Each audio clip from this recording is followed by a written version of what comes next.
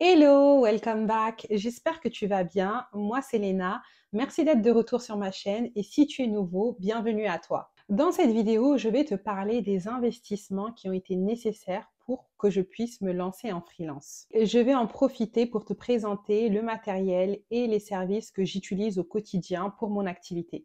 Alors bouge pas si tu veux tout savoir.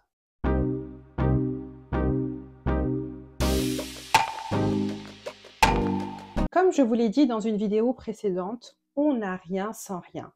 Et moi-même, j'ai dû investir pour pouvoir passer au niveau supérieur du côté business. Et ça tombe bien, vu que j'arrive officiellement à 2 ans de freelancing, je vais te présenter ce que ces 2 ans d'activité a représenté concrètement en termes d'investissement financier. Ce qu'il faut savoir, c'est que c'était des investissements progressifs. Certains étaient obligatoires, d'autres étaient optionnels. À dire vrai, c'était pas facile au début. Parce qu'on a toujours ce doute de se demander où est-ce qu'on va.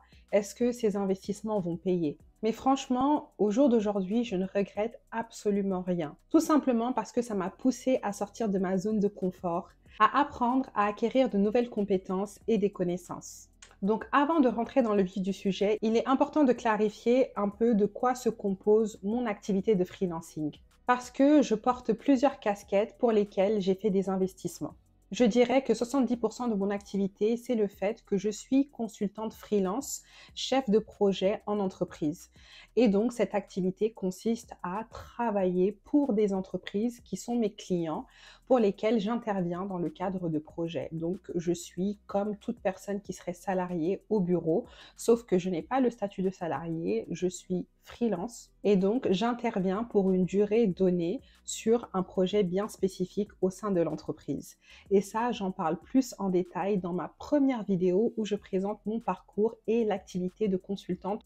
Ma deuxième activité, c'est mon activité de formatrice, d'accompagnatrice et toujours de consultante, mais pour des individus, des particuliers, des professionnels qui veulent mettre en place un projet, mais qui ont besoin de méthodologie, de suivi, d'accompagnement d'un professionnel. Et la troisième casquette de mon activité de freelance, c'est le fait que je crée du contenu en ligne, donc tout ce que je fais sur YouTube, sur Instagram et même mon podcast, Les Réflexions de Léna. À côté de ça, je suis immopreneur, donc j'ai une activité où je fais de la gestion locative, de l'investissement immobilier et je gère des biens locatifs. Mais ça, c'est une activité bien distincte que je mène en parallèle de mon activité en freelance. Donc cette activité en tant que telle reste une activité à côté, mais c'est des sujets que je vais couvrir dans le cadre de mes formations, de mes accompagnements. J'accompagne dans le cadre de mon activité des personnes qui souhaitent investir dans l'immobilier, qui veulent faire de la gestion locative. Maintenant que vous avez une idée un peu plus claire de comment s'organise mon activité, on peut rentrer dans le vif du sujet des dépenses que j'ai eu à faire dans le cadre de mon activité freelance. Et je les ai divisées en 3 catégories. Donc la première catégorie, c'est les dépenses que j'ai eu à faire dans le cadre du lancement et de la gestion de ma société. La deuxième catégorie tourne autour du multimédia, de la bureautique et de l'informatique. Et la troisième catégorie, ça sera tout ce qui est outils, logiciels et formations sur lesquels j'ai eu à dépenser dans le cadre de mon activité. Alors commençons par le commencement, les dépenses que j'ai eu à faire pour lancer mon activité et la gérer au quotidien. Donc dans cette catégorie, vous aurez en majorité des dépenses qui sont récurrentes. C'est des dépenses qui interviendront tout le long de la vie de mon entreprise. Je dirais que les dépenses tournent entre 5 000 et 5 500 € en 2 ans. Donc, je vais vous donner les dépenses principales que je fais dans le cadre de cette activité. Vous n'avez pas tout le détail parce que je n'ai pas tout retrouvé, mais vraiment, vous aurez l'essentiel. Donc, commençons par la comptabilité. Dans la comptabilité, c'est vraiment les frais de comptabilité réguliers, mais aussi les frais de création de ma société. Tout ce qui est immatriculation et publication auprès du registre du commerce, il me semble. Donc, en ce qui concerne la comptabilité, à ce jour, je suis à peu près à 3 700 € dépensés. Donc, ça va inclure la création de ma société. Et donc, pour ça, j'ai eu à peu près 230 € à dépenser. Et donc, tout ça a été fait via la société qui s'occupe de mon expertise comptable. Donc, 230 € comme frais ponctuels pour créer la société et à peu près 100 € par mois pour la gestion au quotidien de la comptabilité, donc les déclarations auprès des impôts, la déclaration de TVA, etc. Donc si on divise ça en deux, on a à peu près 1800 € par an. Il y a également les frais de graphisme. Ça, c'était vraiment au tout départ, c'était même avant de créer la société. J'ai travaillé sur tout ce qui est identité visuelle de mon entreprise, donc le nom de mon entreprise, la colorimétrie, le logo, le slogan, etc. Et donc, j'ai dépensé 500 € pour les frais de graphisme. J'ai travaillé avec un graphiste, c'était une connaissance. C'est pour ça que j'ai eu un tarif préférentiel. Mais je pense que ça peut être supérieur à 500 €, ça peut monter facilement à 1500 €, 2000 €. Je n'ai pas les chiffres exacts, mais c'est le montant que j'ai payé à mon échelle. Après, on a ce qui concerne le domaine et les adresses mail professionnelles. Donc, j'ai eu à acheter un domaine. C'est tout ce qui me permet de réserver en fait le nom de mon entreprise pour tout ce qui est le site internet et mes adresses mail. Et ça, c'est une chose très importante à savoir. Lorsque vous lancez une entreprise et que vous donnez un nom à une entreprise, il faut vraiment vérifier et s'assurer qu'il n'existe pas autre part.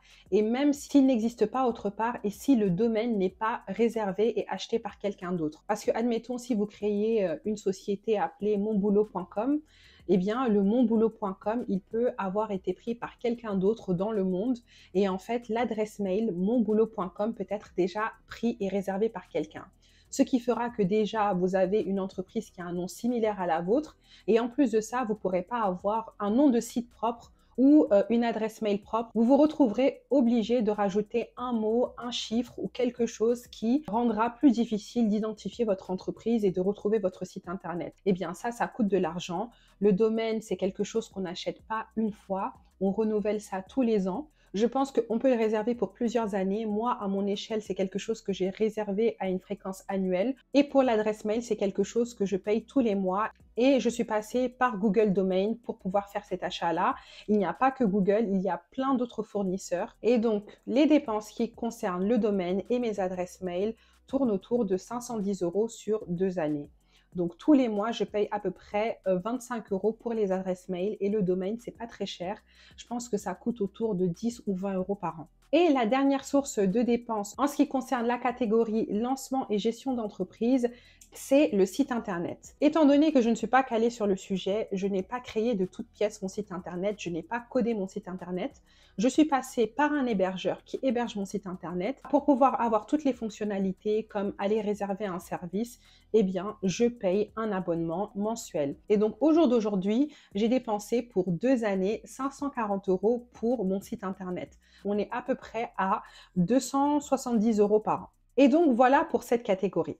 On va passer à la deuxième catégorie, tout ce qui est informatique, multimédia et bureautique. Super important. Et donc, pour cette catégorie-là, l'enveloppe pour les 2 années est également à peu près à 5000 €. Donc, j'ai une pièce dédiée dans laquelle je peux travailler, je peux faire du télétravail quand je ne suis pas en entreprise et dans laquelle je fais mes vidéos, je travaille au quotidien. Et donc, comme vous pouvez le voir, dans cette pièce, il y a un certain nombre d'équipements. D'ailleurs, il y a quelques équipements qui ne sont même pas visibles dans cette vidéo, donc je vais vous insérer quelques images.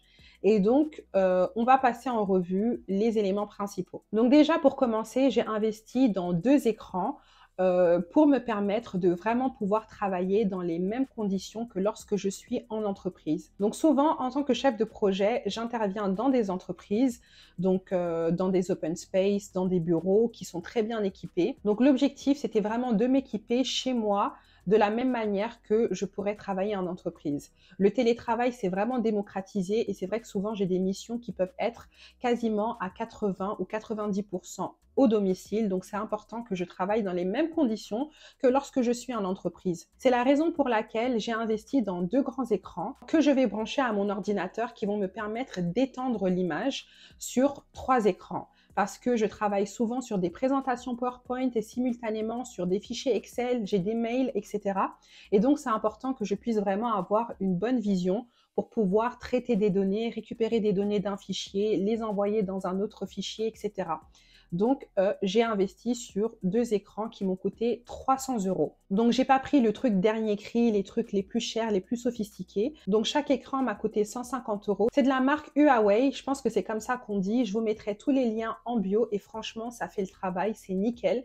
Ça me permet vraiment de travailler. Après, en termes de connectique, de câblage, j'ai dû vraiment chercher le truc qui match mon ordinateur pour pouvoir vraiment étendre sur 3 écrans. En plus de ça, vous l'avez vu dans la vidéo, j'ai une imprimante. L'imprimante, ça aide beaucoup dans l'entrepreneuriat parce que en tant que chef d'entreprise, on a quand même pas mal de paperasse, d'administratifs à faire et avoir une imprimante à côté, c'est vraiment pratique et pouvoir expédier rapidement ton courrier ou scanner très rapidement ton document. Donc, j'ai acheté une imprimante très simple qui est très efficace. Il s'agit d'une imprimante Canon Pixma MG5750. Donc, j'ai regardé, ce modèle n'est plus disponible. Je pense qu'ils ne le produisent plus. Par contre, il y a des choses qui sont très similaires. Ça coûte à peu près entre 65 et 70 €. Donc, je vous mettrai le lien du modèle cousin ou frère de cette imprimante. Elles se ressemblent. Je pense qu'elles ont les mêmes fonctionnalités. Et donc, avant, j'achetais l'encre de la marque Canon. Mais une fois, en allant dans les boutiques Action, j'ai vu qu'ils vendaient la même encre, mais vraiment genre 5 fois moins cher. Si vous achetez cette imprimante, n'hésitez pas à faire un tour chez Action. Donc, en dehors de ça, il y a mon bureau. Et ce bureau, je l'ai depuis bien avant mon activité. C'est quand j'ai commencé à travailler en entreprise, il y a plus de 6 ans. C'est un bureau simple de chez Ikea que j'aime beaucoup avec un tiroir. Donc très simple. Et encore une fois, ce modèle n'est plus disponible, il me semble, mais je vous mettrai un équivalent. Mais je ne l'ai pas inclus dans les dépenses parce que je ne l'ai pas acheté dans le cadre de mon activité. Ce que j'ai acheté dans le cadre de mon activité, c'est ma chaise de bureau. Parce que l'ancienne chaise de bureau que j'avais commençait vraiment à vieillir. Donc, j'ai décidé d'investir dans une nouvelle chaise de bureau. En plus, ça coïncidait avec mon déménagement. Et franchement, j'ai acheté encore une fois une chaise de bureau très simple. Elle m'a coûté 100 € parce que sur le marché, vous avez vraiment des trucs hyper sophistiqués avec des repose-têtes, etc.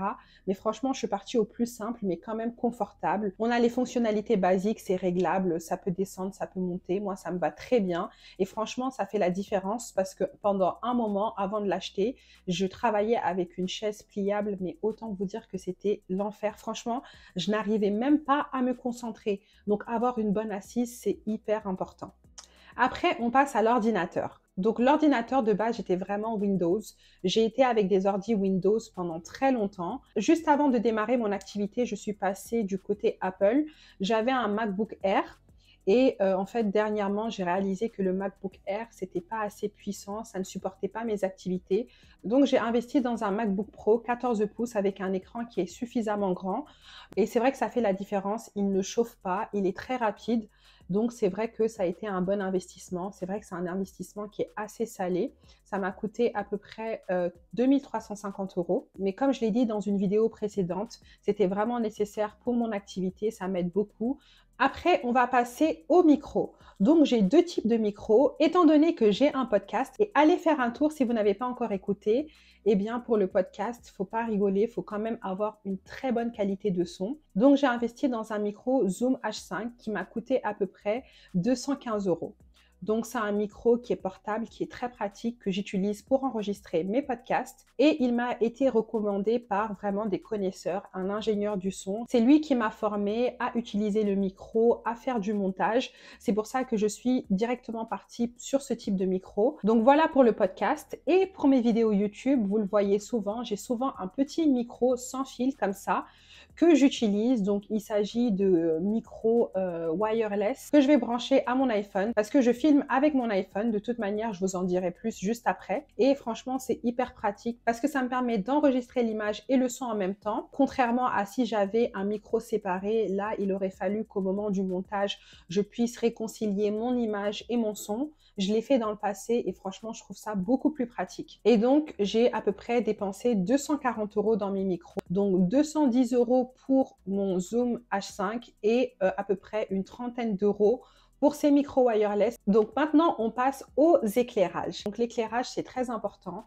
Quand on fait des vidéos YouTube, même quand on fait des conférences, ça peut être quand même un plus, mais particulièrement pour YouTube. Donc, j'ai la ring light de bureau, une ring light sur pied que j'avais avant l'entreprise, donc je ne l'ai pas comptabilisé, et 2 spots en plus que j'ai ajoutés récemment et qui font vraiment la différence. Donc les spots, ils étaient à 80 € pièce, donc les deux, ça me revient à 160 €. Et la ring light de bureau, elle n'était pas très chère, il me semble qu'elle était à une vingtaine d'euros. Donc ça fait à peu près 200 € pour l'éclairage. Après, on va passer au téléphone parce que effectivement, le téléphone a été une dépense professionnelle, tout simplement parce que c'est mon téléphone que j'utilise pour filmer mes vidéos YouTube.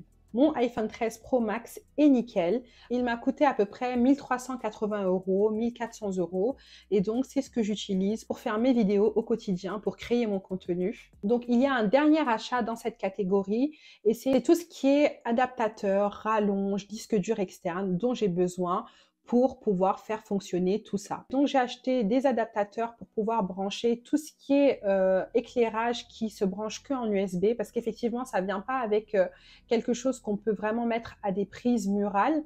Donc j'ai acheté des adaptateurs pour pouvoir justement les brancher aux prises murales. J'ai également acheté un multiprise qui prend donc des prises normales et également des ports USB, ça c'est super. Et j'ai également acheté un disque dur externe Samsung parce que à plusieurs reprises j'ai eu des grosses frayeurs, notamment quand je travaillais sur mon MacBook Air, de vidéos que j'ai quasiment perdues, de données que j'ai quasiment perdues. Et là, je me suis dit stop. Carrément, je me suis arrêtée de travailler. Je me suis dit que tant que je n'ai pas de disque dur externe, je ne travaille plus. Parce que ça m'a tellement fait peur. J'ai réussi, heureusement, avec de la chance, à récupérer certaines données. Mais je me suis dit que je ne peux plus travailler comme ça. Donc, j'ai investi dans un disque dur externe Samsung qui m'a encore une fois été recommandé, qui est très qualitatif, qui est très léger. Et il est actuellement à peu près à 125 €. Quand j'ai vu le prix, j'étais dégoûtée parce que je l'ai payé quasiment le double. Et en dehors de ça, j'ai des trépieds. Vous l'avez vu pour le micro, c'est des trépieds qui s'adaptent normalement à tout. Je peux y mettre des micros, je peux y mettre des éclairages et ça permet un peu de se déplacer et de filmer un peu de partout. Et j'ai acheté des trépieds basiques sur Amazon qui m'ont coûté 27 €. Donc, on va passer à la troisième et dernière catégorie. Et c'est tout ce qui est outils, formation et logiciels. Alors déjà, pour faire le montage vidéo, j'utilise Final Cut Pro, donc c'est un logiciel qui est payant. C'est un logiciel qui est très performant et versatile. Franchement, j'y ai une utilisation très simple parce que je monte juste mes vidéos YouTube ou quelques contenus pour les réseaux sociaux. Mais je sais que certaines personnes arrivent même à monter des mini-films sur Final Cut Pro.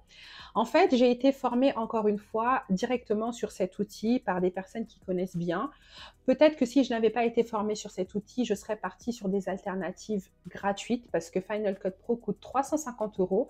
C'est pas négligeable. Vous avez pour les personnes qui utilisent tout ce qui est Apple iMovie qui est gratuit et qui fait l'affaire pour YouTube. Vous avez aussi CapCut qui est récemment passé en version ordinateur. Donc CapCut, c'était uniquement sur téléphone et dernièrement, j'ai vu qu'il y avait la version ordinateur et CapCut fonctionne très bien. Quelquefois, j'utilise pour des réels, donc n'hésitez pas. Je pense que vous avez plein d'autres, mais en tout cas, moi, je vois iMovie ou CapCut comme alternative. Après, en ce qui concerne le montage audio, vous avez encore une fois GarageBand sur Apple qui est gratuit et j'imagine que vous avez autre chose sur Windows. Moi, j'utilise Logic Pro. C'est le logiciel que j'utilise. Il coûte 240 € et c'est sur ce logiciel-là que je fais le montage de mes podcasts. Mais n'hésitez pas à aller voir des alternatives gratuites et je sais que certains hébergeurs de podcasts permettent de monter directement le podcast sur leur plateforme. Donc, ça aussi, c'est une alternative. Après, j'ai évidemment, et je pense que j'aurais dû commencer par ça, le pack Office, c'est tout ce qui me permet de faire de la bureautique, de faire des fichiers Word, de faire des présentations, de travailler sur Excel, etc.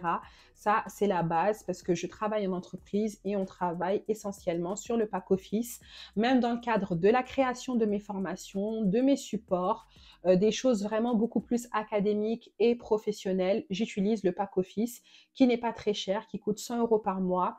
Vous avez des tarifs préférentiels pour les étudiants, mais pour moi, c'est un incontournable. Après, si vous avez une adresse mail sur Google, vous avez aussi le Drive, vous avez Google Docs, vous avez plein de possibilités aussi gratuites. Mais c'est vrai que le pack Office, ça reste ce qui est généralement utilisé dans les entreprises. Donc, il fallait que j'ai ce logiciel-là. Après, en ce qui concerne tout ce qui est petit visuel, par exemple les thumbnails de mes vidéos YouTube, des publications sur Instagram, etc., j'utilise, of course, Canva, qui est utilisé par tout le monde. Il y a une version gratuite qui est très bien et j'ai utilisé pendant des années la version gratuite. Ce n'est que très récemment que j'ai upgradé et que je suis passée à la version payante parce qu'effectivement, ça permet vraiment d'accéder à toutes les fonctionnalités. Et la version payante que j'ai prise, c'est pour un utilisateur. Ça coûte à peu près 10 € par mois. Et donc, la dernière catégorie, c'est les formations. Comme je vous ai dit, je me suis formée au montage vidéo, je me suis formée au montage audio, je me suis formée sur plein de thématiques autour de l'entrepreneuriat et je mettrai une enveloppe à peu près de 900 à 1000 € pour les formations qui sont très importantes. Quand on a des insuffisances dans certains domaines, c'est important de se former. L'enveloppe peut être encore plus importante que 900 €. Après, moi, dans mon cas personnel, j'ai pu bénéficier de beaucoup de formations gratuites dans le cadre déjà de mon métier de consultante. Quand j'étais salariée, on avait régulièrement des formations professionnelles qui continuent jusqu'à aujourd'hui, même dans le cadre des différentes plateformes de freelance dans lesquelles je suis. C'est la raison pour laquelle le budget formation est un peu plus limité par rapport à d'autres personnes. Mais si vous n'avez pas eu la chance d'avoir accès à des formations dans le cadre professionnel, n'hésitez pas à investir sur des formations auxquelles vous croyez. Bien sûr, faites des vérifications avant d'investir votre argent, mais c'est très important de se former parce que la connaissance ne tombe pas du ciel. Après, vous avez également des choses qui sont disponibles gratuitement si vous avez le courage de faire les recherches et de faire le nécessaire.